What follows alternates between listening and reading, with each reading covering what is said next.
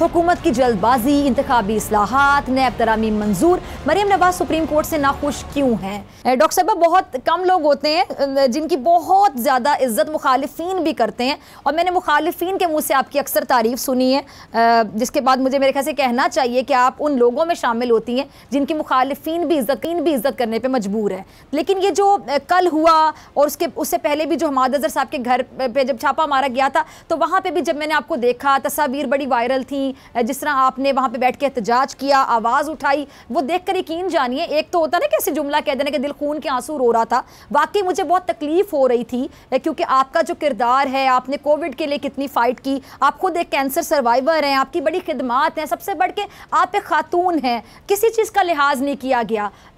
पहले तो मैं आपके तासुरात जानना चाहूँगी, ये सब कुछ जो किया गया, मतलब वो ये मरियम अक्सर कहती हैं कि जी निहत्ती लड़की से डरते हैं, अब अपनी बातें भूल गई होंगी, तो निहत्ती खातून से डर रहे थे, मतलब आपसे खौफजदा थे। कल भी जो होता रहा, आपकी गाड़ी के शीशे तोड़े गए, आपने बड़ी हिम्मत के साथ उनका मुकाबला किया, क्या क्या रहे थे, गिरफ्तार करना चाह रहे थे, आपको जाने नहीं दे रहे थे। प्लीज़ ज़रा शेयर कीजिएगा कौम के साथ, अवाम के साथ। देखिए फिजा, मैं आपको बात बताऊं, ये नून लीग वालों को झूठ बोलने की इतनी आदत है कि कहते हैं इतना झूठ बोलो कि सच साबित होनी चाहिए।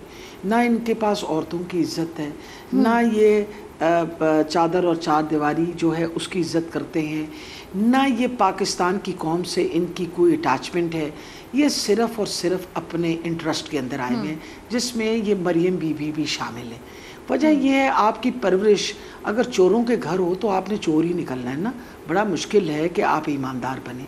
अब इम्पॉर्टेंट ये चीज़ है कि इस वक्त जो हम जंग लड़ रहे हैं वो पाकिस्तान की बका के लिए। हम चाहते हैं कि बेहतर पाकिस्तान। कल मैं चली जाऊँ इस दुनिया से तो मैं क्या मुंह दिखाऊंगी अल्लाह ताला को कि जब जुल्म हो रहा था, ज़्यादती हो रही थी इस पाकिस्तान की सालमियत के ऊपर, और वो पाकिस्तान जो ला इलाहा इल्लल्लाह मुहम्मद रसूलुल्लाह के कलमे पे बना हुआ, हम उसकी दफ़ा भी ना कर सके। तो मैं तो इसलिए ये जंग लड़ रही हूँ, और ये जितना मर्ज़ी करें हम इंशाल्लाह लड़ते रहेंगे। ये जिस चीज़ को समझते हैं कि ये हमारी बेइज्जती कर रहे हैं, अल्लाह ताला हमारी इज़्ज़त में इजाफ़ा कर देता है। मैं आपको सही बात बताऊं कि इमरान खान जो बात कहते हैं ना कि 3 चीज़ें अल्लाह ताला ने अपने पास रखी हैं, आपका रिस्क, मौत का वक्त और इज़्ज़त और ज़िल्लत उसने अपने पास रखी। ये जो मर्ज़ी कर लें, हमारे दिल में जब हम सबको कन्विंस्ड है कि ये अल्लाह के पास है, तो हमें किसी चीज़ का खौफ और ख़तर नहीं है। ये जो मर्ज़ी कर लें, जितना मर्ज़ी जुल्म ढाएँ, हम इंशाल्लाह खड़े रहेंगे। तकलीफ़ ज़रूर होती है, तकलीफ़ इसलिए होती है कि वो बेचारे पुलिस वाले जो हैं ना, जो अहलकार हैं, वो नहीं करना चाहते। मुझसे अहलकारों ने माफ़िया मांगी है, उन्होंने हाथ जोड़ के कहा मैडम हम आपकी बड़ी इज़्ज़त करते हैं, हम कुछ नहीं कहना चाहते, पर इनके पास एक ख़ास ग्रोह है गुल्लू भट्टों का, जो ख़ास इनके बदमाश हैं, जिनको इन्होंने एम्प्लॉय किया हुआ है। आपके फेडरल गवर्नमेंट के लेवल पे एक कातिल बैठा हुआ है, और यहाँ एक बड़ा डकैत बैठा हुआ है और चोर बैठा हुआ है जिसका नाम हमज़ा है, और ये दोनों मिल के इस पंजाब को इन्होंने टोटल एक पुलिस स्टेट बना के जितना जुल्म ढा सकते हैं ये कर, और इंशाल्लाह हम इस जुल्म के ख़िलाफ़ खड़े रहेंगे। इनको ये पता नहीं है कि आवाम इनके बारे में क्या सोच रही है। आप इस तरह इंतशार फैला के, इस तरह लोगों को मार के, ज़दोकोब करके, प्रॉपर्टीज डिस्ट्रॉय करके, कल मेरे हलके के अंदर 5 प्राइवेट गाड़ियां इन गुल्लू भट्टों ने तोड़ी। सबसे पहली बात है कि मेरी एक गाड़ी तोड़ी, दूसरी जो मेरी बैकअप गाड़ी थी जो खड़ी भी थी उसको आके उसकी स्क्रीन तोड़ी और उसके टायरों को के अंदर सुए लगा। ये इस तरह की आपने पहले कभी इस तरह की हरकतें देखी हैं? ये मैंने 72 साल की मेरी उम्र है, मैंने तो आज तक ज़िंदगी के अंदर मार्शल लॉ में भी इस तरह की हरकतें नहीं देखी। ये वो लोग हैं जिन्होंने निहत्थों पे गोलियां चलाई, और आपको पता है कि मॉडल टाउन की उसमें इन्होंने कत्ल किए।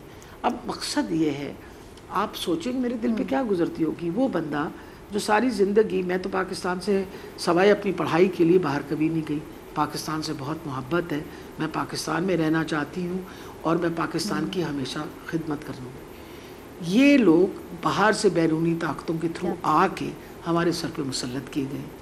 नवाज शरीफ बैठा हुआ है इंग्लैंड, ये सारी काबीना उड़ के वलैत गई। तो आज से जो ग़ुलामी का दौर 1947 में ख़त्म हुआ था वो हमें दोबारा याद आ गया। वो दोबारा याद आ गया ना कि इसका मतलब है हम तो महकूम ही हैं। तो अब अगर इस महकूमी से हमने निकलना है और इस गुलामी से निकलना है तो इंशाल्लाह ये जिहाद जारी रहेगा। और ये जो मर्जी कर ले, हम डरने वाले दिन नहीं पैदा हुए।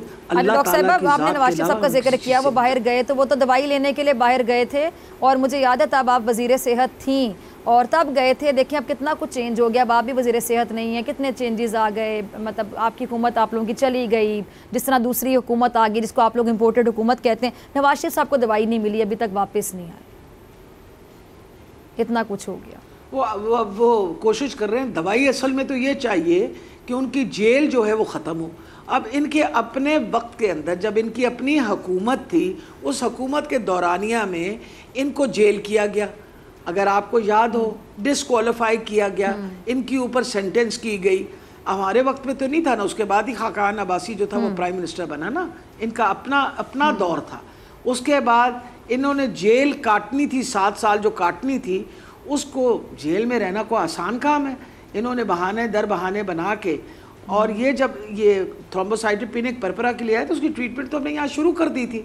ये कहते थे कि जो मेरे दिल की तकलीफ़ है वो मैं अपने मोहल्ले से करवाना चाहता हूँ उसका इलाज, क्योंकि मुझे दिल में एंजाइना, माइल्ड एंजाइना होता है। अब वो 2-2.5 साल से वहाँ बैठे हुए तकरीब कारी भी कर रहे हैं, सेहतमंद भी हैं, हर किस्म की बातें भी कर रहे हैं। लेकिन एक बात ज़रूर है कि घर से निकलना मसला बन गया है। औलाद उनकी बाहर निकले तो चोर चोर की आवाज़ें लगती हैं। तो अल्लाह ताला ने इज़्ज़त देनी है और अल्लाह ताला ने ज़िल्लत देनी है। आप जितना जुल्म करेंगे उसकी जवाब में उतना ही अल्लाह ताला आपको जवाब देगा, क्योंकि वो कहते हैं ना इंसाफ जो है ना ये कुदरत की तरफ से आता है। अच्छा डॉक्टर साहब, इमरान खान साहब ने जो हुकूमत को नए इंतखाबात का ऐलान करने के लिए, असम्बलियाँ तहलील करने के लिए 6 रोज़ का अल्टीमेटम दिया है। अच्छा, हुकूमत अगर अपनी ज़िद पर कायम रहती है, नए इलेक्शन का यानी ऐलान नहीं करती है, तो फिर क्या अगली बार जो इमरान खान साहब लोग लेकर आएंगे वो हतमी लॉन्ग मार्च साबित होगा, फिर वाकई इलेक्शन की डेट अनाउंस होगी? अच्छा, दूसरा बहुत से लोग जो कि हुकूमत में बैठे हैं बड़ा इस बात पर तमस्कर का निशाना बना रहे थे कि PTI वालों को कि जी लोग तो धरना देने गए थे तो लोगों की शायद एनर्जी ख़त्म हो गई शेलिंग की वजह से, इस वजह से उस वजह से, तो ये धरना नहीं दिया गया, चले गए वापस। बहरहाल ये भी बड़ापन है इमरान खान साहब का कि चले गए वापस और 6 दिन का अल्टीमेटम दे दिया। लेकिन मेरी इन्फॉर्मेशन के मुताबिक, मुझे जिन लोगों से मैंने पूछा उनका ये कहना था कि जिन लोग धरना देने के लिए तैयार थे, बल्कि उल्टा लोग नाराज थे इमरान खान साहब से कि हम तो धरने की तैयारी कर आए हुए थे कि हम यहाँ कितने भी दिन बैठना पड़े, कितने भी महीने हम बैठेंगे और असम्बलियाँ तहलील होंगी, इलेक्शन अनाउंस होंगे तो ही जाएंगे। उनकी एनर्जी में कोई कमी नहीं थी, इंथुसिज्म में कोई कमी नहीं थी, लोगों की एनर्जी में कोई कमी नहीं थी। इमरान खान साहब ने एक अच्छा डिसीजन लिया। वजह यह है कि जो कत्लो गारत और जिस तरह ये लोगों को मार पीट रहे थे, और खान साहब को यही खतरा था कि दोनों के दरमियान माहौल को खराब होने से बचाया और लोगों की जानें ज़ाया माहौल को। और फिर सबसे बड़ी बात है, सुप्रीम कोर्ट ने क्योंकि कह दिया था कि आप जलसा करें और वापस चले जाएं, तो अगर उन्होंने सुप्रीम कोर्ट की बात सुनी तो मेरा ख्याल है बहुत अच्छा किया। और अगले 6 दिन में हम कहीं चले नहीं गए, पाकिस्तान छोड़ के थोड़ी गए हैं। इस हुकूमत को इंशाल्लाह ये जो इम्पोर्टेड हुकूमत है इसको निकाल के रहेंगे, आप बिल्कुल तसल्ली रखिए।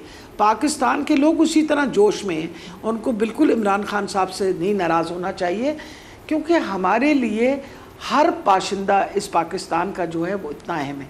लोगों और पुलिस के दरमियान जो ये तसादुम कराने की कोशिश कर रहे थे, उसमें खुदा न 5 हमारे कारकुन शहीद हो चुके हैं। आपको पता है आज जिस बच्चे के घर में अफसोस करने गई, फैसल के घर, 2 छोटी छोटी उसकी बच्चियां, एक 9 साल की, 3 साल की, ये कहाँ से जवाब देते फिरेंगे?